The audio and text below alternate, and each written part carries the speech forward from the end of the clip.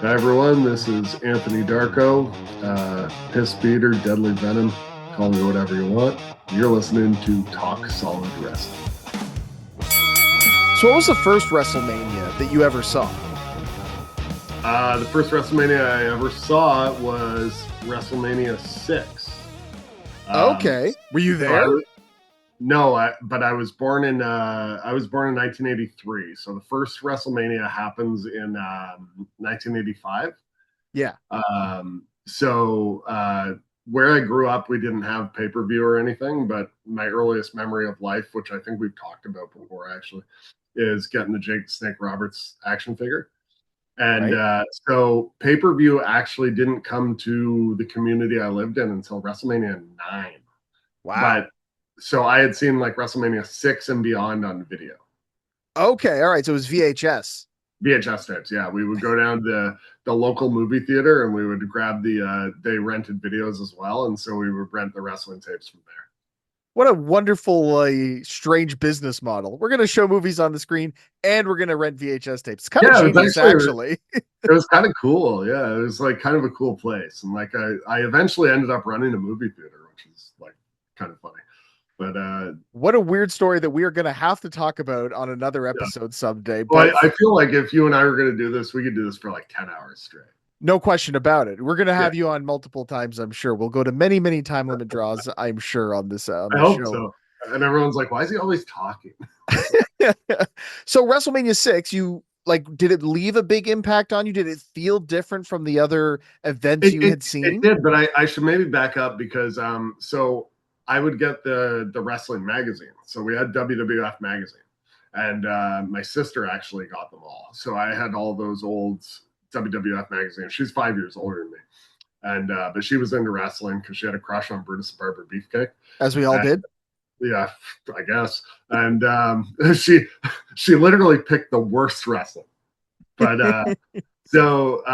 but we had all these magazines, and WrestleMania 5 was the era that she had started buying them.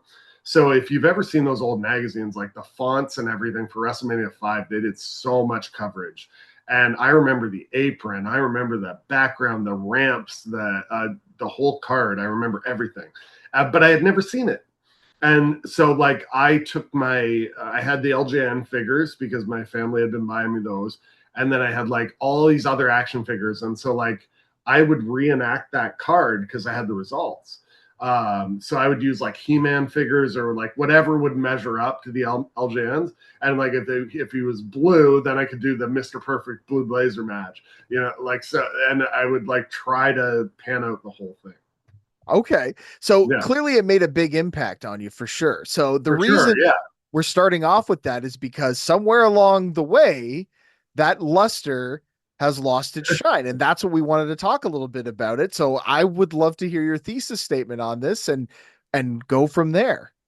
So I don't like WrestleMania.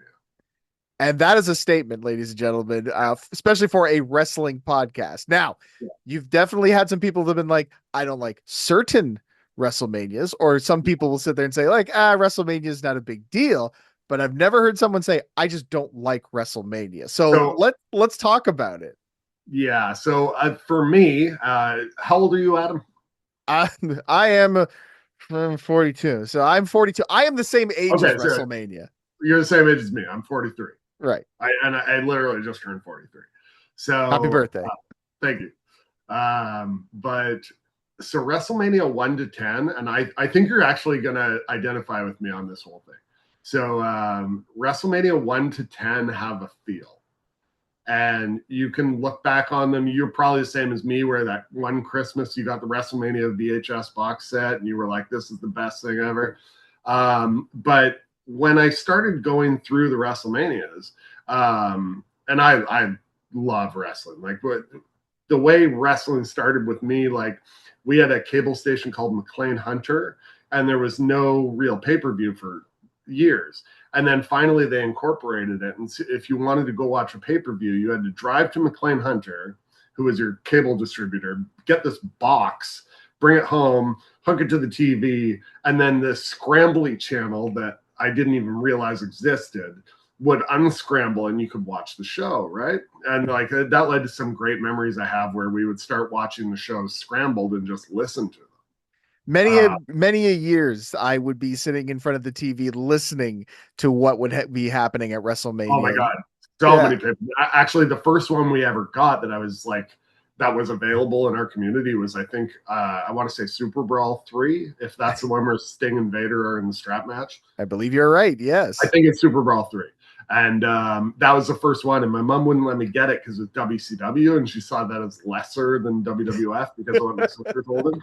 A And then true fan your mother was.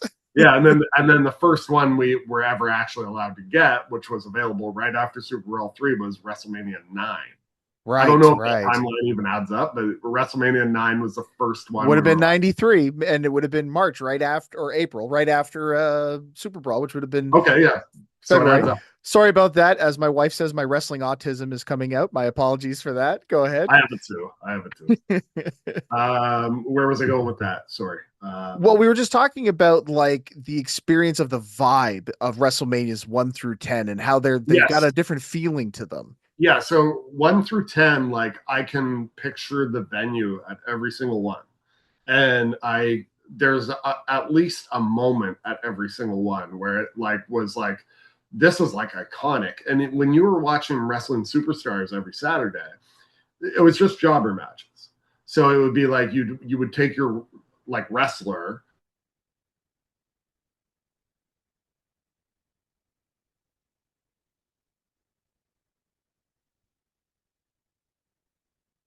Bret Hart versus one of the Heavenly Bodies, or at least it was named guys, but you knew who was going to win. And Right. then so WrestleMania was kind of this like epic thing where it's like, oh my god, Ultimate Warrior is going to wrestle Ravishing Rick Rude. Like this is huge. Hulk Hogan's wrestling Macho Man. Like this is a big deal. But then when you actually like got that VHS box set and you go through it, like admittedly, and I hate to be like negative about the whole thing, those cards suck.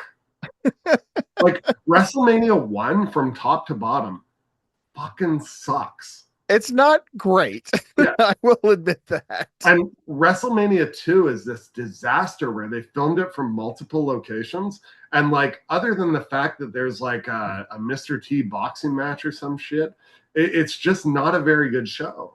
I would say And it's one of the worst, even if you're just looking at straight up WrestleManias. 2 is pretty yeah. bottom of the barrel, I would say. And then part of like WrestleMania 3 is a great example of why I don't like WrestleMania, because WrestleMania 3 I can watch right now and like just be so absorbed because I go on both sides. Like I actually love WrestleMania 3 and I love that Hulk slams Andre. I love the Macho Man Ricky Steamboat match, but there's also like 19 matches. It's a very, And very big card. yeah, and like I get swept up in the vastness of the crowd and the way it looked so different from everything else that had come before. But all of the matches are like 3 minutes. And so when we've been watching Wrestling Superstars up to that point and like building up these matches, and it's like, oh, finally, Brutus Beefcake isn't going to be fighting local Jimmy. He's going to be fighting like a major contender. And then you watch the match and it's 3 minutes because they had so many matches on. And I just find WrestleMania, and I'll get to this later, really became the show where they just tried to put everyone on the show. And that lowers the mystique of everything for everything. Because like that should be like the pinnacle. Like WrestleMania, you should earn that spot. And then WrestleMania eventually became put everyone on however you can. Yeah, I absolutely think that there's a lot of people out there that have that same sentiment that, it should be a show where you're only looking at the best of the best. And sometimes having those filler matches kind of became, a hindrance to it. I mean, I personally would always say, now this is much later on, but when they started introducing the annual ladder match and they would just start it off with like 6 guys. And that's enough for me. Like I feel like there's a lot happening there, but you can follow that. But then you're getting like 8 guys, 10 guys in the match. And I'm like, And I can't even follow anything. Like, is it really worth it to stuff all these extra paychecks on that show but you end up like not having any memories of it because you're like, it was just one thing after another and nobody stood out. And what happens every year, because they're trying to get everybody on, is that they'll do a 6-man ladder match. But they'll be like, who is guy that jumps off of stuff? And then guy who jumps off of stuff hasn't won a match in 2 years, Right, but he'll exactly. do crazy shit. So then now that they've got a ladder match, he gets a title shot. Like, why? He hasn't done anything in 2 years, but he will jump off of something high. And that brings me to this year's WrestleMania. They're doing that exact thing. And they're doing a 6-man ladder match where, like, I don't even think I've ever seen any of the guys before. Like, I know a few of them, but like, there's definitely padding in the match who are guys that are just going to fall off of something. So then that leads me kind of to a little bit of a sidebar, but I am interested to kind of get your take on this because I know for a lot of fans, myself included, you know, I would say probably 10 years ago, whatever, when we were getting the 4+ hour WrestleMania, sometimes we're creeping up on that 5 hour Yeah. WrestleMania. I found it was a lot. Like I also love wrestling, but it's like the equivalent of eating like, 10 large pizzas all in one sitting. Like I love pizza. And Yeah. I could maybe push my body to 3, but like 10, Sure. no way. You get sick from it, right? So, Well, like, who's your favorite band? probably Aerosmith. Aerosmith. Okay. I worked with them. Again, we're gonna have to dedicate an Yeah. episode to talking Okay, about that. we'll do that. We'll do that elsewhere. But so Okay. like I love my favorite band is probably the National, but I'll say like let's say Radiohead because more people will know Radiohead. Sure. I I love Radiohead, but if I listen to Radiohead for 8 hours, I don't ever need to hear Radiohead again. You want to hear something different, right? Yeah. 100%. But wasn't there years of WrestleMania recently where it was a 7-hour show? Well, I don't. I think the last one that I remember being exceptionally long like that was 35, because I Okay, remember it creeping up on midnight and me going like, they are not even like we haven't even gotten to like the semi main yet, right. and it's midnight, and this thing started at like 7. I know that All Out did a pay-per-view in the last year. I think it was All Out in Texas they did where it was like all day. It ran from like 2 p.m. until like midnight or something like that. I don't remember. AEW stands, don't come at me. I just don't know. But it was a long night. I do remember Yeah. that. And so this all leads to the question I wanted to ask, which was, I'm sure that part of the reason they've split WrestleMania into a 2-day event was just for money purposes, right? You can sell more seats that way. You can claim to Yeah. have more people have attended the show, blah, blah, blah. But do you think that's a better strategy, or do you prefer a more condensed one show with more meaningful matches? I prefer one show with meaningful matches. So if you did WrestleMania and there were 8 matches and they were the biggest feuds of the year that you had spent all your time on building up, that means so much more to me than 15 over the top crazy entrances spread over 2 days or spread over 7 hours. Like WrestleMania is a huge name. So like when WrestleMania happens, a lot of people have a party. So this year, if you want to have a WrestleMania party, all your friends come over, you and your wife cook a bunch of food, you buy all this booze, and then like when they leave, you start talking shit behind their back, and you're like, oh, can you believe that girl's with that guy? Like I can't carry on a conversation with that guy. And then like someone else, you heard all their stories, and then someone else was like just depressing, you didn't want to talk to them. And now tomorrow, You got to do it again. we're coming back. Like, I don't want to do that twice. Like, you know how hard it is to host a party? And like, so these WrestleMania things have like, on the flip side, I like the way they've done it where like now all the indie companies get in on it and it becomes a whole weekend and like people go. But by the second night, that audience is so burned out by pro wrestling, they want to go do anything else. So like if you're the main event of night 2, I don't even know how you put that match together.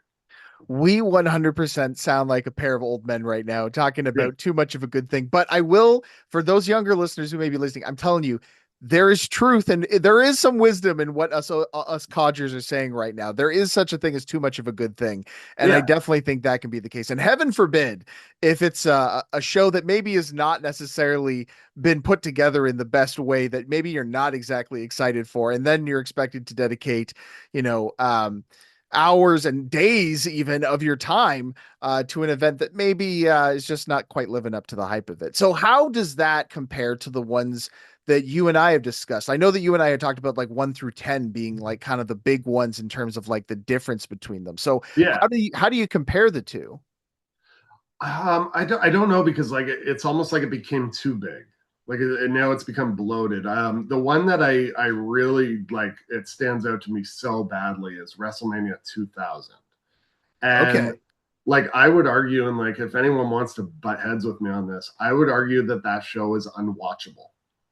I think that Um, you will have more defenders on your side than yeah. you would imagine, because there's a lot So of people. I think that it's really changed recently. It's been a more recent development, but I think a lot of people have looked back with hindsight and go, that but show was like not really good at all. no, and actually the commentators tell you that.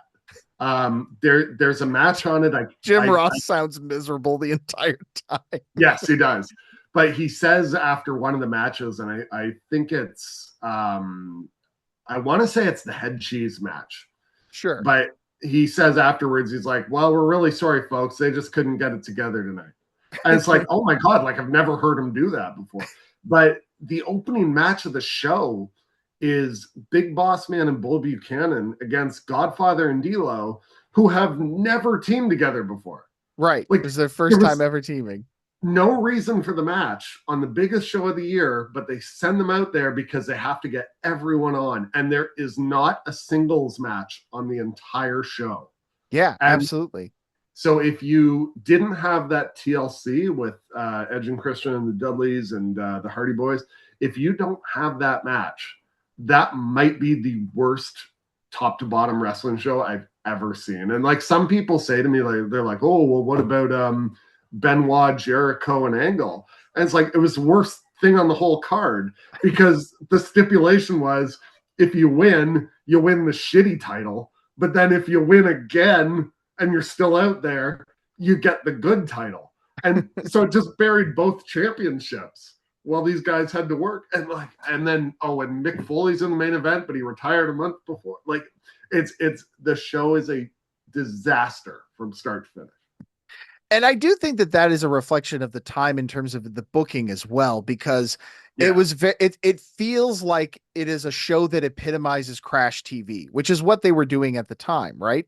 That entire I know Vince Russo wasn't with the company at the time, but this idea of like, let's just throw as much at them as possible, and as long as there's some good stuff in there, they'll keep coming back for it, which is really interesting, because I know how you said that like in some of those earlier WrestleManias, the undercards might not necessarily have been all that impressive, but you still had lasting memories of it. Do you think that that's partially because there has been so much hype surrounding some of those bigger moments, and that they've been kind of fed to us so often that maybe we have a rose-colored glasses view of those past cards? Or is it even still, when you go back and watch it today and reflect on and say like, yeah, okay, that undercard's a little weak, but overall this is still a better show to watch? It's hard to say because like I think they still do those undercard shitty matches. Like I see this year that out of nowhere with no build or anything, Damian Priest and R-Truth are the tag champs. And right away it was like light bulb. I'm like, oh, Damian Priest wasn't on the show. So they were just like, this squeezes them plus two other guys onto the show because now at least we can have a tag match. But like when I go back to WrestleMania 6, it's like Demolition worked Andre the Giant and Haku. And I was so excited. And I do love the match. I love the way it played out. But that match is like, what, 4 minutes? It's shorter than I always remember it. I remember it Yeah, being a lot more, but that might be my memories of how epic it felt, right? Because you sure. did have the big title change. You had Andre turning babyface at the end, which was a huge moment. Yeah, Probably, I would say, maybe even overshadowed the match itself, but it felt bigger than the rest of the match itself. yeah. And like I agree with that, but I just like nowadays the way they've moved into the stadiums, like I said with the magazines, every WrestleMania I could picture it, I could see it, I knew the results, I could run through everything. If you were to go through the last 10 WrestleManias, I probably couldn't tell you anything that happened on any single one of them. And it's this giant venue, and like it's popular to say that in the stadiums the sound goes up, but it's true. Like you watch the crowd, and it's like you're not noticing any reaction. And I also feel like the last, this is an exaggeration, I'm sure, but the last like 20 WrestleManias have looked the same. And Okay. yeah, So and I just elaborate on that a little bit. Just what do you mean in the sense of they all kind of so they're huge, and there's a giant ramp, and all of the main cameras are just focused on the ring. So nobody wants to do anything outside of that square. So there's no like brawl up the aisleway. There's nothing like that. It's just like this very central in a sea of people, and it always looks the same. And the sound doesn't quite match the visual. And I hate the logo. Like you and me know, the WrestleMania logo is the W and the M are gold, and then the rest is white. And they've changed it, and it just doesn't. It just doesn't look right to me. Like it doesn't have that epic feel that it used to have back in the day. Well, hopefully this episode had an epic feel to it. As there's the bell, our 20-minute time limit has elapsed, which means it's a draw. Darko, no clear winner, but that just means we'll have to have you back for a rematch sometime, and we can. Can I say one more thing? You absolutely can. Go right ahead. One of my biggest pet peeves is that WrestleMania is heavily celebrity influenced. So a lot of the matches are just like Floyd Mayweather will come in, or Snooki will come in. And wrestling fans, I don't think want to see that, because I think they actually get defensive about the fact that those aren't wrestlers. And that always throws a show off. I think that is a topic we could talk for at least another 20 minutes on, and we will definitely do that next time, my friend. Thank you so much for coming. I'm so happy to be here.